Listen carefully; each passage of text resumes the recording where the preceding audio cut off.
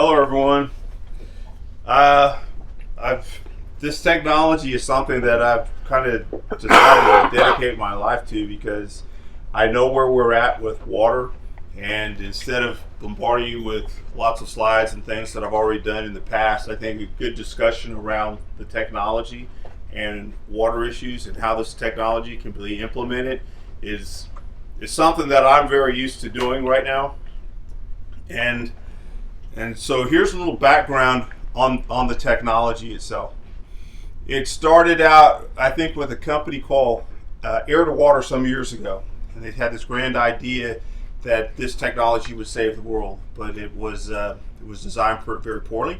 It was very power hungry, and if you put in enough to supply Austin with water, as soon as you switched them on, all the lights would just kind of dim down before they came back up. So there had to be more efficiency put into the system. So when I got started, I found this little system in Hawaii, and I thought to myself, if I was a little bit bigger, if I was a little bit smaller, this would be an absolutely fantastic system to have. So I put together the first patent to mass produce water. Utilizing this technology, and everyone said that the technology, the machines, could not actually be, they couldn't be put together in any way. Let me see if I can find that slide. Get it here.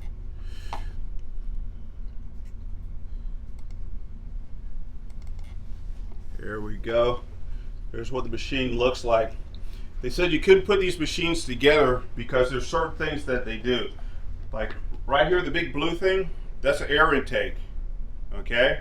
The air comes inside the machine, goes through the evaporator, and then from the evaporator, the air goes to the condenser. All that stuff's how it happens is patented, but it's good. I explain how it works. But so when you have these machines and they're pulling moisture out of the air, the more efficient they get. What do? They push dry air out. Okay?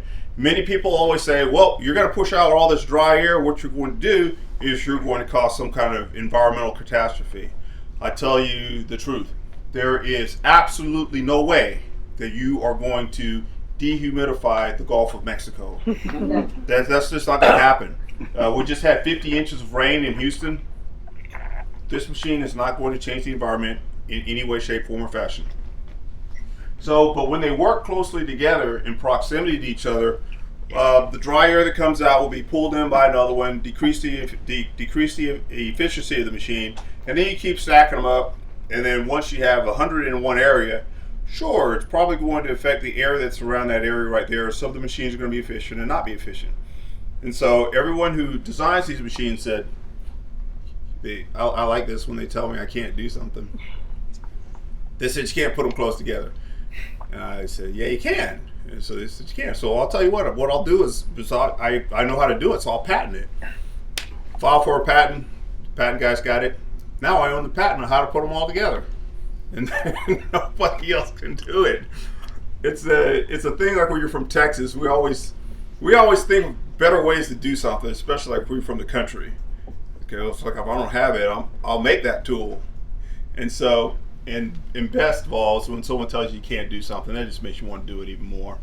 So the technology now, we have the capability to actually have these. I designed it for blocks of 25.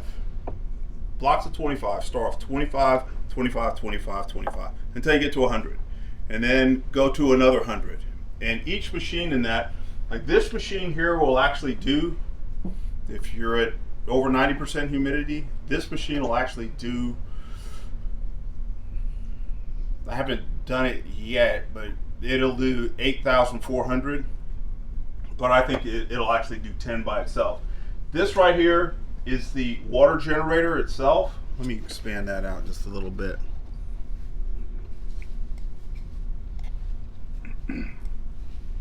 Moses, when you say 8,400, you mean liters per hour or per day?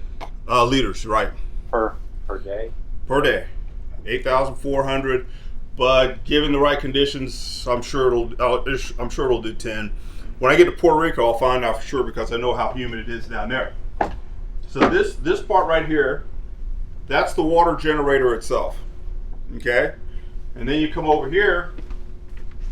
This is the water storage and treatment. This is a water tank in there, 2,000 liters, has a float at the top. It fills up, and then the machine will cut off. Then you take some water out of the machine, and as soon as it drops down to a certain level, it'll cut back on. So if you're 20 people and you have this machine, the machine will probably run for 2 months. Okay, and then this part right here is the power pack. It's the generator. The machine works on 2 voltages. It works on 400, 50 hertz, and that's what the generator puts out.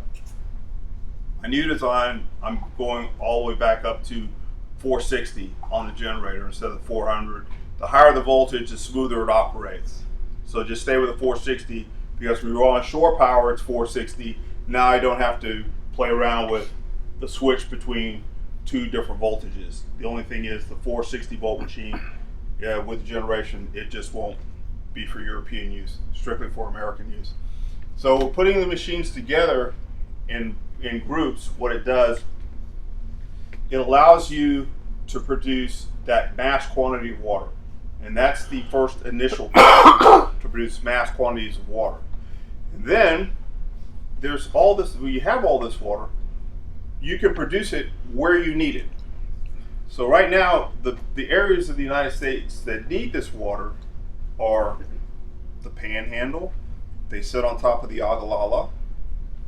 Even our area here, everyone says, the Army says, well, we're going to run out of water in 15 years. You speak to your state representatives, they say it's anywhere between, depending on which agency you talk to, 14 to 20. So what we have here is a perfect storm coming towards us, and not many solutions. And I don't say that this technology is the end all to be all. What it is, it's a tool in an arsenal. Whenever you go forward in any kind of operation, you have different tools to use. A surgeon goes into surgery, he has different tools to use. And working on the drought, we have different sources of water. We can decontaminate water, we can desalinate water, we can treat sewage water. But my heart is with what we learned in grade school. And I always remember these really great pictures of the hydrologic cycle. You would see the water evaporate off the ocean, and then I just liked all the little stuff that you could see in the pictures here. It would hit the mountains, and then you see it rain in the mountains, drop down, flow through the rivers, and have all the little cows in the fields and the cornfields, the farmers in the neighborhood, the water towers, and then it'd flow back to the sea. So this hydrologic cycle, we have water in 3 sources. We learned this so long ago. Okay, liquid, aquifers, rivers, streams, ocean. Solid, the polar caps, and a gas, the gaseous state. And the water in the gaseous state, what does it do? Every 7 days, that water travels all the way around the earth and replaces itself. It travels all the way from Africa to here. It travels all the way from India to Australia and back and forth. It evaporates off the ocean, goes up to the mountains, drops down, feeds our rivers and streams. But now, that source of water, we go outside and breathe. If the air is contaminated, that's the TCEQ's problem. They need to fix it. But the water outside, we breathe it every day, and we're fine. Some people's air is not so good, like in India right now and other places. But around the United States, we have this pure source of water. We have the Pacific coast, we have the Atlantic coast, we have the Gulf Coast, and all this moisture that's in the air. So in the gaseous state, using technology to remove that water is absolutely a fantastic source of water because it's your pure source. It has not been contaminated, it hasn't touched anything yet. And you can draw it out in massive quantities without doing anything to the environment. Something that happened when I was running the machines, I lost count of how much water I made. I would stop sometimes at 250,000 gallons, and I move it someplace else, and I get up to 300,000 gallons. I get a meter that would run up to 400,000 gallons and then stop, and I said, forget it, I'm going to stop counting. And this is over the years that I've been doing this here. So I don't know, 6, 7, 800,000 gallons of water, close to 1 million is what I've made just running these machines and demonstrating for people. Well, when you set this machine in a certain location, it is point specific to the water that you produce. Point specific. So if you need the water in San Antonio, you set the units up in San Antonio, pull the water. And one thing that I did was I decided, okay, there's the argument about what you're doing to the environment around you. So I can't remember he had a blog at Trinity, but he wrote about it. His house was across the street from the machine, and Aaron is his first name, but it's a blog that he wrote for Trinity. And what I did was every day I had 5,000 liters of water every day. So what I did was to empty the tanks, I just went out and I sprayed the neighbors' yards across the street. I sprayed the grass all around this one area at Trinity. And the only thing that they complained about was, Moses, you got to stop spraying the water around on the grounds here, because this is the only place on the campus where we have to cut the grass. The neighbors across the street were extremely happy because all their yards were completely green. So all the people on that side of the street on Trinity, over between those dorms where I was at, they got the benefit of that. And that's what the machine does. It makes its own environment around it. I know I jump around a bit, but I'll try to get back on track.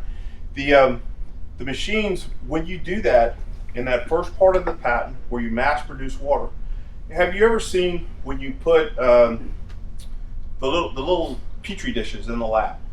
Okay, little petri dish.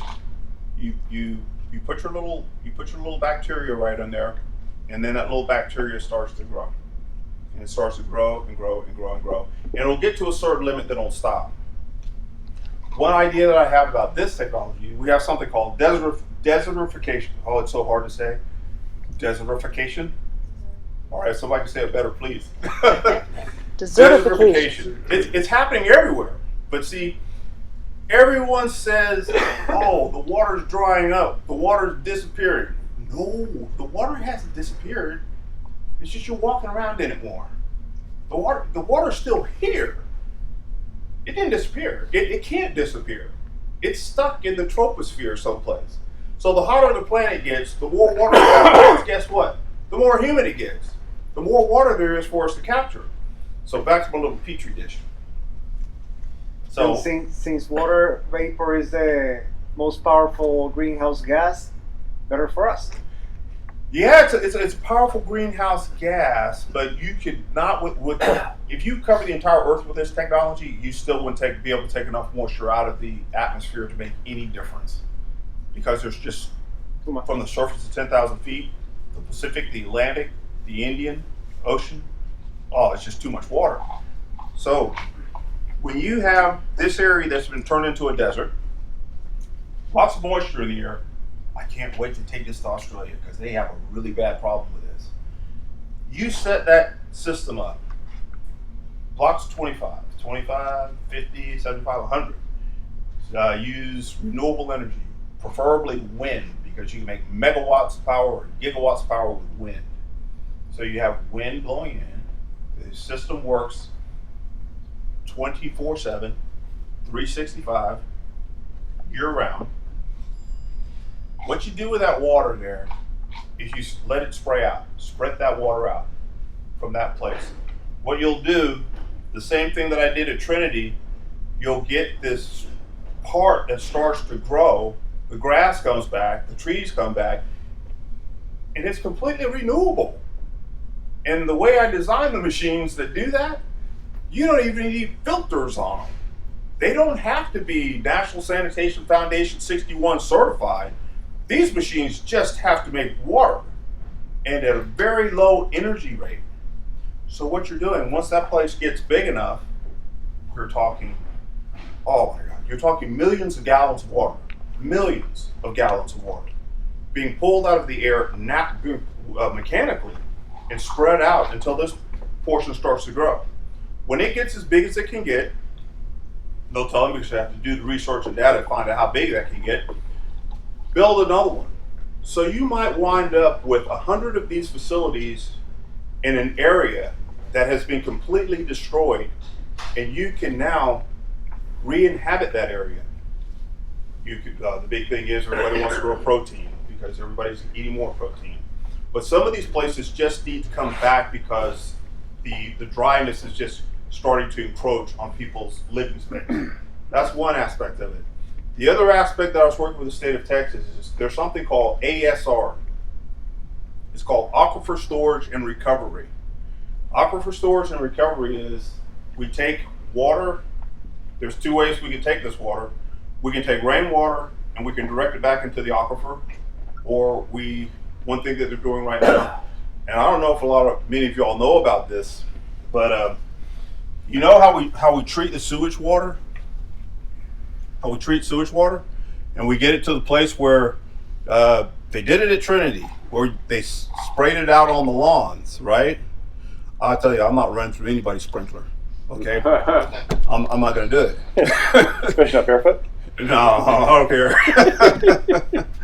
I'm sensitive to that. But, and so the treated water, they use that, but now what they want to do is take that treated water, which is still full of lots of different things, and they want to put that back into the aquifer. And they're actually doing it in certain places. But here, you can make water using no energy. Well, you're using energy, but renewable energy, and recharge groundwater on a grand scale. When Dr. Les Shepard calculated out the numbers, and that's the other patent I have, it's called peak power. We produce so much power in the United States, we produce this much, but every day you don't know what temperature is going to be. So everybody turns their air conditioners on.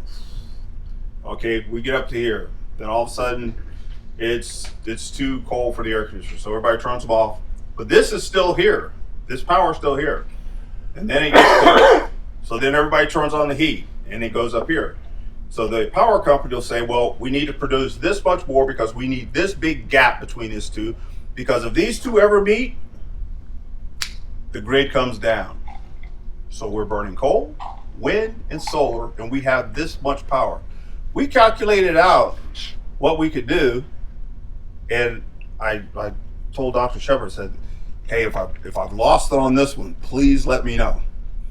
But let's see if we took a percentage of that power, directed it to banks of these machines, and let's figure on the worst case number that we ever got on a steady basis. So we said, okay, 0.16 kilowatts per liter, 0.17, 0.18. The machines now do under 0.10, 0.08. So we figured on worst case scenario, taking a small fraction of that power, directly into these machines, and we came up with 4,100,000,000,000 gallons of water could be produced using power that we throw away, power that we produce every day, but we don't use. And then on this system, you could have a trigger mechanism that if you started to get to the place where it was going to reach that point, and from the power that you were taking, where it automatically just stopped sending power to these units. They could be located all over the state of Texas, recharging aquifers, going to water towers, doing whatever you need to do with it. People who wanted to bottle it, but taking water back out of the atmosphere because the climate is unstable now. We don't know how much rain we're going to get. We don't know where we're going to get it. It's hard to tell anymore, but we know that we're going to run out of water, and here's a prime source to use, is the atmosphere. So that comes out to 12.1 million acre feet. That's a lot of water. You could actually, I think big, I like to think big, you could actually make the Edwards Aquifer artesian again. It's humid. It's humid outside tonight, even as cool as it is. What's the 12.8 million acre feet you're talking about? 12.1 million acre feet. That's I think it's a 4,100,000,000,000 gallons of water. And what that is if you take a percentage of the power that we produce every day, the excess of power. It's not peak power, but it's the excess, because we produce so much, but we don't use it all. And then we have more wind and more solar coming online, and so the grid is packed with power. In California, they actually pay people a penny a kilowatt, I think it was, to take the power from California because they have so much wind power. And then people want to invest more in wind, and they want to invest more in solar. So no one wants to put up any more wind towers because we don't need the power. But what is water? Water is stored energy. Stored energy. So we're heading headlong into a climate catastrophe in the way of a drought. We have countries around the world that are damming up large rivers that have to put anti-aircraft guns on them because the countries downstream want to blow them up, and they're nuclear powers. So, and we have this abundance of water that we can use. So that peak power is using that water, taking the electricity, producing water, and then just reusing that water for however you want to do it. So how many watts per liter? I mean, how much power does it take to make a measure of water? 0.08 kilowatts to make 1 liter. It's about 3 watts per liter. Or 330. Sorry, 0.3. 0.08 kilowatts per liter. 0.08. It's about 80 watts a liter. Yeah. 80 watts per liter then? Yep. Yeah. Okay. And so cool. The thing about it is, though, is the technology, we're always looking for ways to improve it. And so right now, I think that number can actually decrease because there's things that we could do to the technology that will make it more efficient. Mm-hmm. The units that I use for that I like to use for the water production facilities, basically it's this part right here minus those 2 compartments mirrored. So this is doing 5,000 liters. That one does 10,000 liters.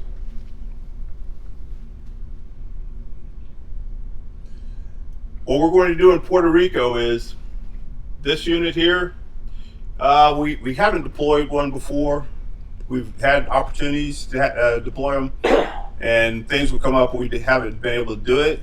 But now I am able to do it. So this unit here is the emergency unit. Let me see if I can find my little video here. It's the cone. The cone icon. That's the video. This one? No, the orange cone. Oh, there we go. No, the Other orange. Other orange cone. Yeah, like the traffic cone. You're right. Yeah. Oh, you guys are great. Let's see. So hit the play button on the left. There we go. This is basically what the machine does. I've been down there, and I've clocked 100 gallons in an hour. That's a lot of water.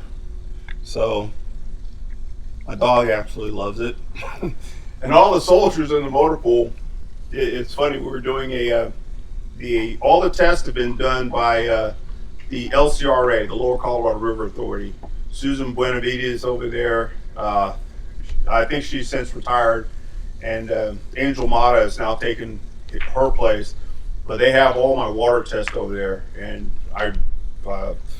they're free for anybody to see. Or if y'all like them from me, I would give them to you. This is basically how it does it, and that's the volume of water. The steady state flow of the water is not like that. Okay, that's pressure from the tank, right? That's pressure from the tank. Yeah. It fills up. You just have to come back out and empty it out. Okay, let me see.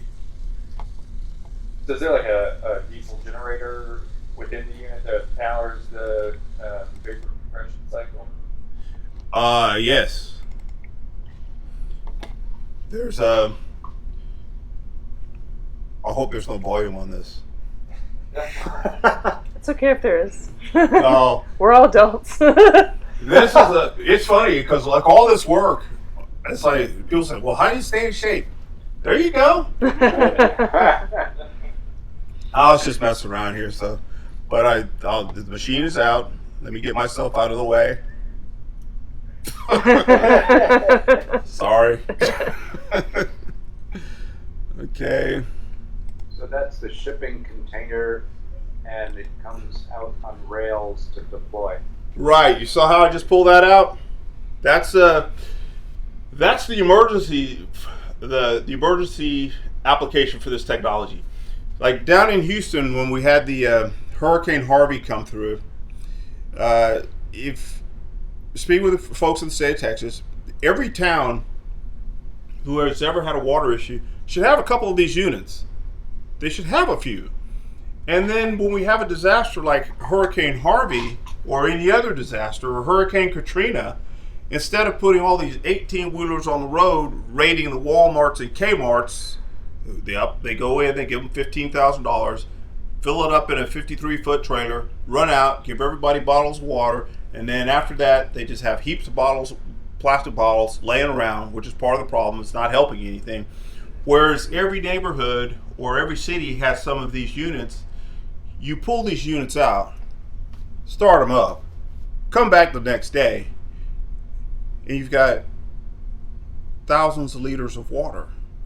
The machine will cut off, the people will drink the water, and what it also does, it also helps you keep track of where everybody is, because you can't go 3 days without water. And once everyone knew that these, paint them a different color, don't paint them green, paint them blue and yellow or something. But when everyone knew where the water was, they would gravitate towards this.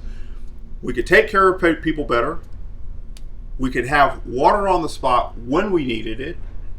And we could alleviate lots of traffic on the road, stopping people from getting injured, stopping all the truck traffic from bringing in water and going back and forth. Then the emergency services is coming to do what they needed to do. Water is always key in any emergency. 3 days without water, I'll tell you, on the seventh day, you will kill somebody for a drink of water. It takes 7 days before you lose your collective mind without water. And with this technology, it's a self-contained water plant. And here's something that we do here in the state of Texas. It's called a public water system. A public water system. I've done this with the TCEQ. This is what I did at Trinity. The only thing I didn't do was have 25 people drink the water. I would have been certified as a public water system with this machine. So if you have this machine and you have a town or 10 of these machines, you do the 90-day pilot project with the TCEQ, and I'll come out and I'll do it for you. I've done it several times. Run the test, 3 water quality test, energy consumption test, ease of use, see how it's maintained. The last 30 days, you cannot touch the machine. It's got to run by itself. You can't change the filters. You can't do anything. You can let water out of it. That's it. You can turn the water handle. Don't put a screwdriver or anything to it. Otherwise you fail. And then the LCRA comes out. They do a water test. Pass that water test, and 25 people drank it. You are now a public water system in the state of Texas with an atmospheric water generator. You can choose your own rates. How much power does it consume at full load? Probably 5 to 600 kilowatts a day. What's the power at full load?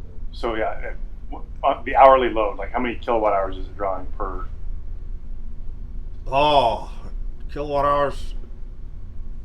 I'm just saying, what kind of generator do you have to hook up to it to? Oh, the generator is on it right. The generator does this is 400 volts, 50 hertz, and that's when it's running on that. But when it's running on shore power, it runs on 460 to 480, right, 60 hertz. And I have a 108 amp breaker on it, but it doesn't use that much. Okay. That's just a safety factor. Yep. And so that's in the emergency mode, and that's it. It's, to me, it's a pretty simple technology, and I think it's something where its time is here. It's come. I have a smaller version of this too. Let's see. Oh, don't want to see that again. Okay. Little cone. There's the gen pack. Here we go. Whew, glad I got to that quick. This is the 550. This guy right here, 550 liters a day. You could roll it around. If, the military's purchased several of these. I made some serious improvements to it for the military, and now they build up here, the costs come up a bit. But this little guy here has clocked 100 gallons at 100 gallons in a day at 30% humidity. At 30%. What's the wattage for that one? This one here is 220. The one that I built for the military is 320, and now the ones I built for the military on this size are back up to 460 volts. Because 460 volts, it doesn't use all that power, but it's more efficient. It's when you get at a lower voltage, what happens is it's a lot of power come through the wires. Wires heat up, wires get hot, more energy consumption. So just have them more powerful. But I like these guys. They're perfect for home use. They run well on solar, and for how much water it makes, forget the batteries. Just run it during the daytime. That's more than enough water. But this one just makes the water. There's no water storage tank or anything on it. One sec here. Keep hearing that in the background. And Don't let the water on. And so this for emergency use is absolutely fine. Perfect for people's homes. And that's all the drinking water you need. There's no water storage on there. There's no water treatment on there. The only thing it does is it makes water, and it when it fills up a certain level, it puts that water out. So you'd have your additional storage tank with it, and that's just it. No chlorination or anything with this unit. The bigger unit, thinking about the chlorination, I added 2 chlorinators to the unit actually. And now, on the new models, I'm going to remove one of them, because in the state of Texas, whenever you have any water that's stored, it has to be chlorinated. And you chlorinate the water prior to the carbon filtration. Prior to the carbon filtration, the water's chlorinated. When it goes to the carbon filtration strips the chlorine off, degrades your chlorine, and then you have to add a therapeutic dose of chlorine on the outside of the water. Nah, just use UV to keep the coliforms down, eliminated in the water, and then on the outside chlorinate the water. But now, when you look at disaster situations, such as what's evolving in Haiti and all throughout the Virgin Islands, in Puerto Rico, and wherever they have, there's a Middle Eastern country right now has a big cholera outbreak. Yemen. With a machine like this, and they have a coastal area with a machine like this that's producing this much water. Dial up. The chlorinator is adjustable. Dial it up to higher than therapeutic. Spray people off. Spray the area around where you're at. You kill cholera. All the dishes that come up, spray everybody's dishes off, and you kill cholera. The chlorination tank that you put inside, everything is a design issue. It's easy to design a massive chlorination tank in that machine to give a better than therapeutic dose of chlorination around an area to kill cholera. And then when it's time for the people to drink, you can either have a second fountain on it with the right dose of chlorine and not the nuclear dose of chlorine, which is what's necessary to keep the area clean. So everything about this technology, it just takes, you have the basis of water. And the things that you can do with it from there are all design issues. So when I sit down with the engineers up there, I love Wisconsin. I'm telling you, the lawns are nice and manicured. There's cornfields there. All the guys, they come to work at the same time every day. Everybody works hard. When it's lunchtime, they get off. When it's time to quit, they got a martini and they're going home. Okay, and they're just hard workers. But when we sit down and we start talking about things that we can do with this technology, that's what I like. That's absolutely what I like. Because, yes, ma'am. Does this work when the air is too cold for liquid water? Funny you mentioned that. I was just on the phone today with my attorneys. I just filed a patent to fix that. Hey, you know what? I think of this stuff so quick, and your attorneys, they don't play around with you. All right, I've had them for so long. In my next life, I tell you, if I want to live a good life, I should be an attorney. Okay. Now you're the idea guy. Yeah, you're good. Yeah. Don't worry about it. And that comes from an attorney. All right, You don't I take it back. I take it back. I think there's a few people that disagree. Yeah. People don't tell jokes about you in your current form. Exactly. You're not the butt of every cocktail joke. Okay. So there was this inventor. Okay. Two inventors walked into it. No. But I got it. I solved the problem. There we go again. That's one of those things everybody said. I was telling my other group of engineers. I said, look, we have this heat. We can use this heat. From to do something with. This is heat. This is some form of energy. Let's use it. There's dry air. Let's use it. Says, no, don't worry about it. And I'm like, okay. So you go your way, I'll go my way. Now, I just filed a patent, and what we can do now is, I know how to change the temperature of the incoming air to make it probably 5 to 10 degrees warmer. And so now it'll produce water even when it's down to a point. You probably won't be able to do it like in the 20s, but in the 30s and 30s. Oh, most definitely.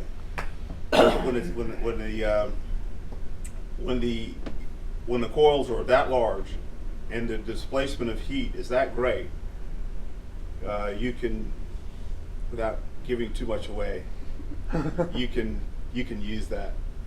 And I just did that today. Thanks for reminding me. Hey, also, for that size unit you got up right now, how many solar panels would you associate with that in order to get the production where you wanted it to be? We've done that. We've done it so many times that I know I have all the numbers written down and done. We've actually, the University of Texas did it. Do any of y'all know Dr. Richard Crawford? Yep. Richard's got him in his office. I've done 3 engineering projects with him. His students came out there, they did it. Richard's got him in his office. Let's check that out. I always call Dr. Did you Crawford. use the senior design Yep. program? Oh yeah, I've done Great, several of them. Had them out, the guys out in the base. Mm-hmm. Yep. Taught them what a shovel was. That's good. It was fun. But Dr. Crawford, he has all that. Mm-hmm. The students did. We're trying to see how we could make a base completely self-sufficient. Mm-hmm. We did it. Yep. We did it. The only thing you probably need is a gas line coming in. Yes, ma'am. What's been kind of the biggest engineering challenge for these units? Or one of the biggest? None. None? Nope. Not an engineering challenge. The greatest challenge, to be honest with you, with this technology is I had just started a nonprofit foundation, the Water Rescue Foundation, and I'm having more fun with the foundation of giving this technology away. In the And- business? let me tell you, the greed factor in this industry, when you can make water on this scale, it's just incredible.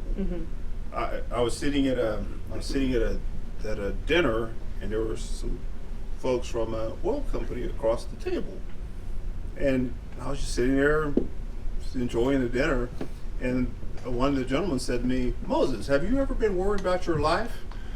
Well, not until now. Dude, what are you thinking? You didn't say that at dinner? When you make water when you can make water on this scale, I think this is something that the public should have.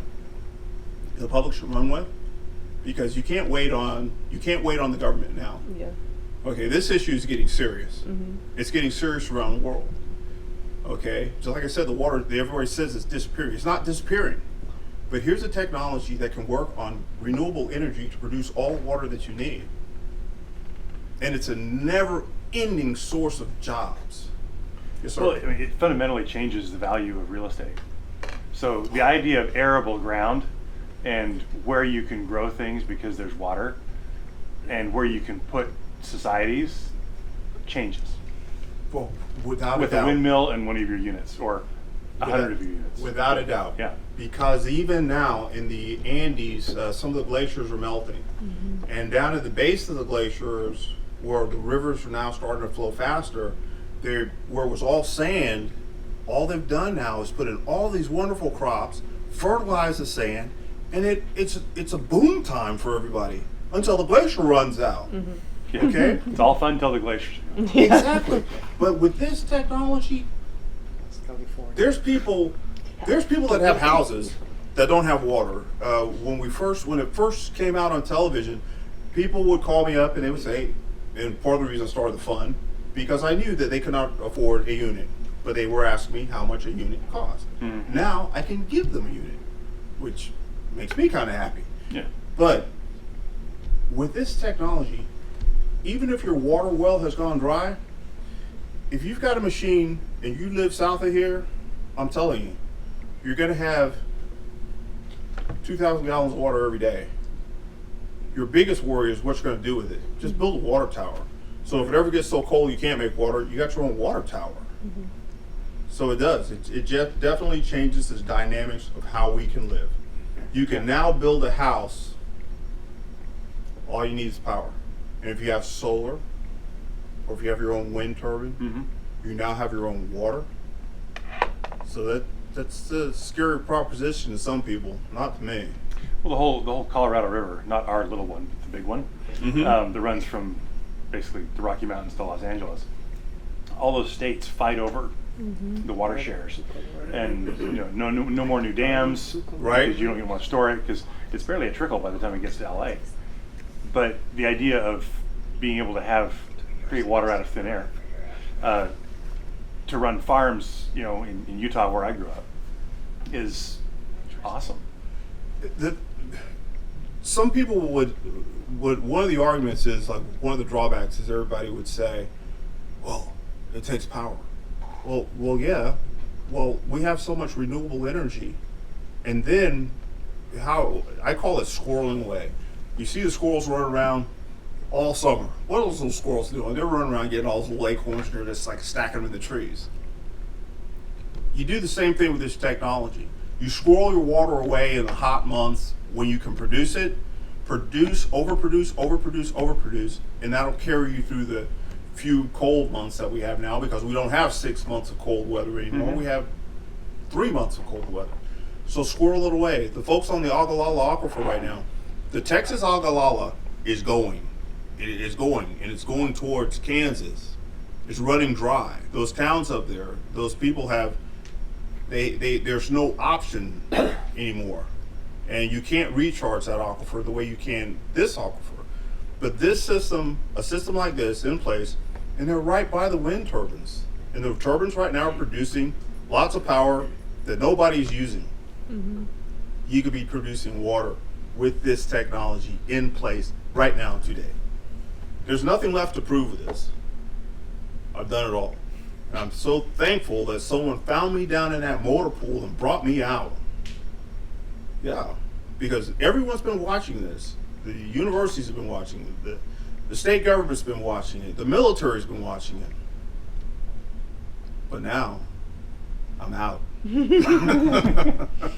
how much Just is go- Does the unit have to have a certain level of atmospheric like humidity in order to work? Oh, you can. I was up on base, and the lowest I've seen, I think, is like 15% humidity.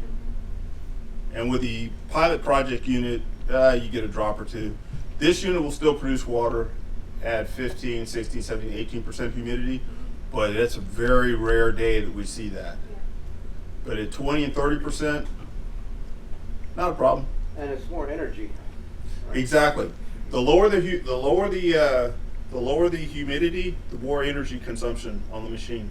Mm-hmm. But I tell you, when that humidity gets up to, oh my, it's really nice to watch when it's at 98, 99% humidity, or when it's about to rain and the machine is producing water, and sometimes it doesn't rain. It's raining inside the machine. Mm-hmm. Yeah. The steady state flow, when you take the drain off, it's almost the same as when you're running through the pump. Well, you talk about humidity levels. I was just checked the humidity in Las Vegas right now, which is a dry place, and it's at 25%. Mhm. So your 15% Exactly. is a rare. I don't know where it gets that dry. I mean, Phoenix maybe. Camp Mabry? Oh yeah. On the day you were there, anyway. No. Yeah, I tell you, it's Death Valley, probably. yeah, Yeah. Death Valley. It's a function of dew point temperature and like, dry air temperature. So like, Yeah. on really hot days, dew point can be, 60 degrees and it'll be 15% humidity because it's 105 outside. Right. Yeah, it's cool Yeah. today, And then at night, And then at night, Rail- Oh, it's yeah, up to it- 70 or it's a little bit 80%. Every night. One thing that that I've always said about this technology, when it's hot during the day, don't run it. If you're worried about power consumption, as soon as that sun tucks down over the hill, it's all over. It's like it's off to the races. The Yeah. humidity just shoots straight up. The temperature's right. The dew point's in the right place. It's perfect. When you come out in the morning, you see that little cloudy mist Yeah. on the ground. Fog. Oh, these machines just. it's Heat it up. 95%. Right? Oh yeah. 90%. So what cities are contacting you for Yeah. Oh. projects like these? Let me see. I got a call from Greece, but then they just had a flood the other day too. Their credit rating's bad too. Yeah, you get it in cash. Yeah, that's cash. Yeah. Let me help you with that one, man. Greece, a place called Malmo in Sweden. I actually lived in Sweden, and Are you talking any like the Middle Eastern countries? Yeah, the desal places. They have a bunch of desal currently. yeah, the Middle East is the only place where you go dump in the ocean. You never have to worry about getting bit by anything. Nothing's gonna bite you. The desalination plants have salted up the ocean. It's not really good, but Middle Eastern countries, yeah, but mainly people who say, "Hey, can you sell me 2 or 3 units?" Mhm. And basically, what they want to do is just take your unit and reverse engineer it. Yeah. But Australia, a couple folks down in Australia, South Africa. I had a very interesting call from South Africa after the pilot project, and they got the new units here, and they just said, "We'll take anything you got." I said, "Well, what do you need? How many you got?" So they were needing units in the hundreds. Wow. Caribbean? The Caribbean islands? The Caribbean is I haven't been, people who are from the Caribbean who would like to invest in this technology, who would like to take it to the Caribbean, yes. But now the Caribbean, when that weed eater came through there, Maria, there's nothing left. It's There's incredible. nobody to drink it. There's nobody left to drink the water. Oh, Oh, that's Yeah, that's so. true. No. A lot of left. I know there's a lot of people down there struggling with water and there, power. there's not enough water being produced there. There's not enough power to produce water. Yeah. exactly, but do they have fuel? Right. No. They don't have fuel. They have wind. They have wind. Yeah. Okay. What it would take is this is philanthropy. It would take a wind turbine company coming in, putting in the wind power, and then this company coming in and putting this technology in. When you have water, you can rebuild your society. If you don't have water, you can't do it. If you look at every major city that's in the world today that's along the coastline, it's at the mouth of a river. Mm-hmm. Wherever you have water, you have civilization. Right. And now we have the mechanical means to make water for civilization. Where are the units made, here or the way? 100% here. What? That's one of the things I've been working on. Haven't been able to ride my bike, starting to grow around the midsection. I've been actually absolutely pretty busy right now, pretty floored. A lot of engineering work to get done. Lots of different negotiations. So are you working with like contract engineers on doing the different package design, or does your company have like in-house engineering? Oh, I have in-house guys that I work with. Yeah. Started out contracting with them, and now, I don't know, I just make friends with people. You know, we're good friends, and we like working together, and everybody's excited about the technology. And I am surely convinced the way this technology is going to get out to everybody in the world, it's through y'all. It's through the public. It's through the news media. Because people will call me up or write me emails of, man, where has this stuff been? It's just been in Austin for the past 3 years. Never heard of it before. People have never heard of this before. And so it's the public that's going to get it out. The government, they've had their chance. They've had their chance. They've had their chance with me. And now I'm moving on. You mentioned Puerto Rico a couple times. Can you say what you're doing there or what you're going to be doing there? Oh, this I started the foundation because people were trying to give me money because you need to take this someplace. You need to do something with it. And then people were calling it wine machines. So I started the foundation. The foundation takes in donations, and with those donations, I build more machines and I give those machines to people who need them. This machine I won't give away because I've already improved this machine. This machine here is my prototype machine. The new machines that I build are more efficient than even this one. And there's some things I need to change. I don't like the 3 components on the 3 different modules on it. It all needs to just be one. Everything needs to be inside, internal. It needs to be able to tilt to 40 degrees so that nothing comes loose. And so what I'm going to do in Puerto Rico is they got in contact with me and people were writing and saying, please send one to Puerto Rico. So I started the foundation, pull the money in, take the unit to Puerto Rico, stand there, teach people how to operate it. When another one gets built, send it out there. Because one unit can actually give enough water to one town. If you're pulling out 8,400 liters of water a day, and everybody needs 1 liter of water to drink, that's 8,400 people that can drink. And then if you want to lowball your figure and play a safe number, okay, 5,000 liters. That's 5,000 people that can drink from one machine. How many liters does a human being need per day? You can survive on one. You can survive on Ideally 3. Ideal 3, and then but survive on 1. How much does an average American use in a day? Oh, we figure on Anything and all that. we figure on 100 average American 100 gallons a day.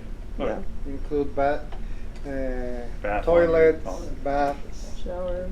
I don't think I use 100 gallons. I don't think I come close to it. Maybe about half of it. Yes, sir. So Moses, are you saying that you currently have a system in Puerto Rico operating? I'm now shipping one because I have to go with it, and I have to train the people there how to operate the system. Then come back, supervise the construction of new units as the funds come into the foundation, big units and small units. Bring them to a central location there, teach the people how to use the technology, and let it go. So how far between now and delivery of water are you in terms of time? I'll be out of here next week by Friday. What's that cycle between now and the time folks receive water in Puerto Rico? The machine leaves next Friday. It's 2 days on the water, and then I put my body armor on, and I'm over there probably within 5 days after that. What kind of power is it going to use? Are they gonna use They got with the military, the Puerto Rican military, and basically they're going to supply the diesel for it. Okay. And so because there's no power Yeah. right now, so it's got its own internal Yeah. diesel generator. Hook up with Tesla. Yeah, definitely for the smaller units. But something I want to do with the, I told you I was going to up the voltage to 460, 480. And what part of what I want to do with that is one thing in a disaster. It's that engineering thing again. When you think about the technology, not only do the people need water, but people need to communicate, and everybody's got their own telephone with them now. Mm-hmm. Some people have medical devices that they need power for. So now, when the unit is operating, it's not using all that power. So now I can have a few 110 outlets on there, a few 220 outlets on there for people who have some medical devices, and they don't have to be 3-phase. They need to be single-phase because all of our stuff is single-phase. This is 3-phase. Okay, but I can make single-phase power outlets, long extension cords, and people. All their needs can be met right here. Power, water, drop the food off there. Yes. How much does one of the smaller units run? The cost right now, I've got to make adjustments because I'm building them here. Making them overseas is definitely cheaper, and that's not something that I'm going to entertain because not only do we need water, but we need jobs. So making them offshore, it'd definitely be cheaper. You get quality hard egg stuff too. Oh yeah, the quality here. Back to my guys in Wisconsin. There's some serious quality there. Cheese and water. Is that where they manufacture them, or is that like That's where I'm they're making them now. engineering? I make them in Wisconsin. Uh-huh. There's a few more American manufacturers that have operations here in the United States that want to do it. Yeah. Are you working with like I guess like a HVAC kind of company, like a Train or a Carrier or any of those Nope. who might be? I don't want to work with anyone who has a preconceived notion about the technology. I've been doing this for a while. You need to start with fresh ideas, just good engineers, good programmers, good metal workers, and good people who know how to do on the HVAC system so far as your coils. That's it. You have to do good coils. You have to have good processing data because there are certain parameters that you're chasing with this machine. And so I can't tell you what those parameters are, but So what is the sales price of the 550? the sales price right now is I really can't say until I finish all the work that I need to do on it. But I want to try to get it in at a very affordable rate. Like, Order of magnitude, is this 5,000 or 25,000? yeah. Oh, We just have no idea what 100,000. kind of price you're talking about. well, 25,000 would probably be it. Is that directionally kind of the right number? That's directionally good. And then the big one? Oh, the bigger units, depending on how you do it. If you build the military units, Yeah. they're in the. No quoting any prices. Not until I finish all my Okay. engineering. Under 6 figures or over 6 figures? 6 figures. Okay. So how small can you make these things? Say you want someone that's going on a long road trip through the desert and wants to have a standard regular supply of water. This That's unit it here for you can fun. actually build into an RV. I could have that, half that down, and you could put it in a van, quarter it down, you could put it in a truck. That's a bug out tool right there. That's cool. Yeah. It's all back to that thing. It's about the engineering of it, about how you think about it. And when you have guys excited about doing that, the implementation of it is pretty easy. I would really like to keep the price to a place where it's affordable for everybody. Yeah. And the more that I make, I'll eventually get it there. But right now, when I'm having to make them this way, one at a time, and one at a time for the military or for people who want them. Yeah, the customness is crazy. Yes, but, yeah, you have to get that line started. Your cost will come down 75% once you get to mass production. Almost definitely. I hit that, as soon as I hit that point where someone says, give me 100 units, fireside sale. As long as it's you and 5 of your friends welding and bending sheet metal, it's not going to work for you. Nah, it's all those farm boys up there in Wisconsin. Yeah. There you go. Yeah. You mentioned that you have to go to train the community to run the machine. How long does it take to train someone? Oh, I was down in a motor pool, and Representative Casal came down one day, and I think it took me probably about 45 minutes, and he had it down pat. It's pretty simple. There's things I'm changing, like on a micron filter. On a micron filter, when it's pulling water out of the collection tray, that's a micron filter. It's a visual check. You can look at that thing. That thing does not need a switch on it that shows a fault. It shuts the whole machine down. One of the engineers, I guess, never leave engineers by themselves with nothing to do. Don't do it. Don't do it. They will over-engineer something to death. And I remember sitting there and says, okay, why is this? What's going on? What? Filter fault. You had to adjust the filter right just so that it wouldn't cut off. So what did I do? I went there, just reprogram it, snip the wires, visual check it. Okay. So to teach somebody how to use the machine is extremely simple. Basically, you start the machine up, it starts to produce water. When it fills up, it cuts off. If there's a fault, reset the fault, the machine starts up again. That's it. Yes, sir. I'm still on a timing issue. Do you have to go through NSF approval to get this certified so that you can use it here in the U.S. versus taking it to someplace like Puerto Rico? Most definitely. Everything inside this machine, everything, from where the air comes in to where the air hits these separators, drops down to the coil, everything is NSF 61 certified. Everything was coated before. I used stainless steel pipes, everything. It's got the document from in to out. And who did I get that from? The TCEQ.